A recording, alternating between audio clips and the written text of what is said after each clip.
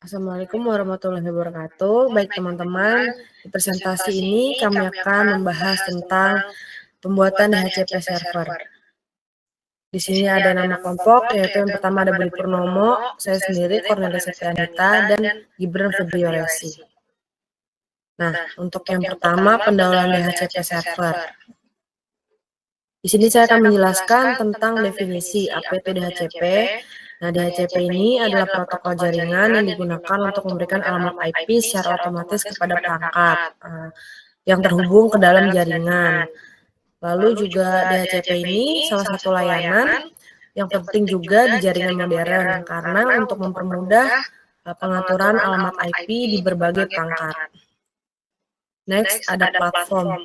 Yang kedua, platform ini di DHCP server adalah sistem operasi berbasis Linux seperti Ubuntu Server atau Debian yang dapat dijalankan di lingkungan fisik atau virtual untuk melayani perangkat di jaringan lokal atau LAN. Nah, untuk platform DHCP ini biasanya juga dijalankan di sistem. Lalu juga bisa untuk VirtualBox atau VMware. Jadi sebenarnya fleksibel juga tergantung kebutuhan jaringan kita.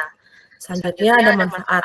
Untuk manfaatnya sendiri ada beberapa, yang dimana yang pertama memberikan alamat IP secara otomatis, lalu yang kedua menghemat waktu dan tenaga administrator jaringan, lalu ada mengurangi kesalahan konfigurasi seperti IP yang duplikat, memudahkan pengelolaan jaringan besar karena bersifat terpusat, lalu juga selanjutnya ada meningkatkan fleksibilitas dan skalabilitas saat jaringan berkembang, lalu ada mendukung IP dinamis dan statis juga sesuai kebutuhan perangkatnya.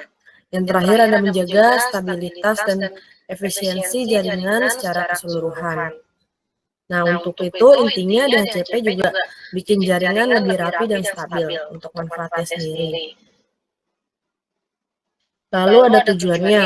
Tujuan utama pembuatan DHCP server yang dimana yang pertama untuk mengotomatisasi dan menyentralisasi konfigurasi jaringan pada perangkat klien, contohnya seperti komputer, smartphone, atau printer di dalam sebuah jaringan. Nah, untuk itu ini juga dapat mendapatkan IP secara otomatis tanpa kita untuk mengkonfigurasi satu persatu. Selanjutnya bisa dilanjutkan oleh Mas Gibran. Silakan Mas. Di sini ada instalasi DHCP server. Yang pertama di sini ada persyaratannya. Persyaratannya itu sistem harus memiliki Linux dan package IST DHCP server untuk memulai pembuatan DHCP server yang baru.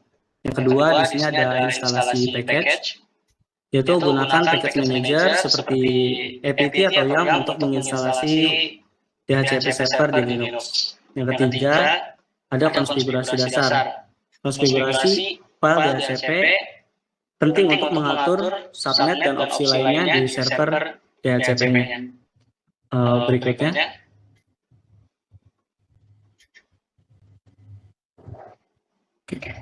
Di sini ada konfigurasi subnet dan rentang IP.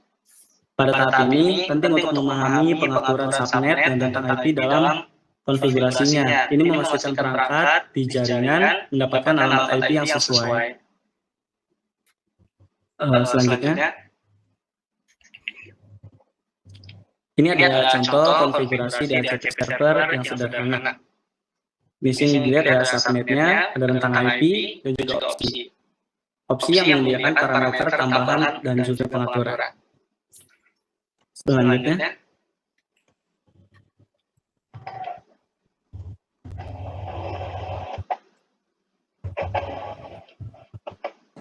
di sini ada pengujian dan pemeliharaan. Yang pertama, memulai layanan. Yang kedua, memeriksa status dan troubleshooting dasar. Dan berikutnya dilanjut oleh Mas Budi. Ya, Silakan. untuk selanjutnya itu ada pengujian DHCP dengan klien, cara melakukan IP otomatis. Di sini ada pengaturan layanan, memulai layanan DHCP dan memeriksa statusnya, lalu ada pengujian IP. Setelah DHCP dikonfigurasi, tahap selanjutnya adalah menjalankan layanan DHCP. Biasanya dilakukan perintah seperti sistem CTL, start IEC, DHCP server. Setelah itu kita bisa cek apakah servernya bisa dijalankan. Terus selanjutnya, Ya, di sini untuk selanjutnya ada troubleshooting umum DHCP server, ada log file, terus error umum, dan solusi. Untuk memastikan DHCP bekerja, kita uji coba melalui klien. Biasanya kita set klien ke obtain IP automatically. Lalu kita lihat apakah perangkat berhasil melakukan IP dari DHCP server atau tidak. Kalau IP muncul berarti server berhasil dijalankan dengan baik. Lalu untuk selanjutnya,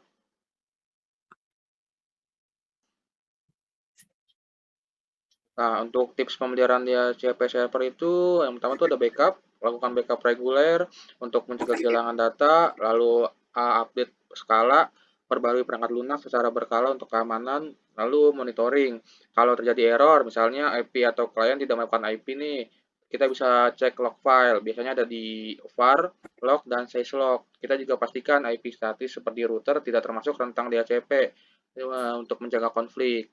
Untuk selanjutnya,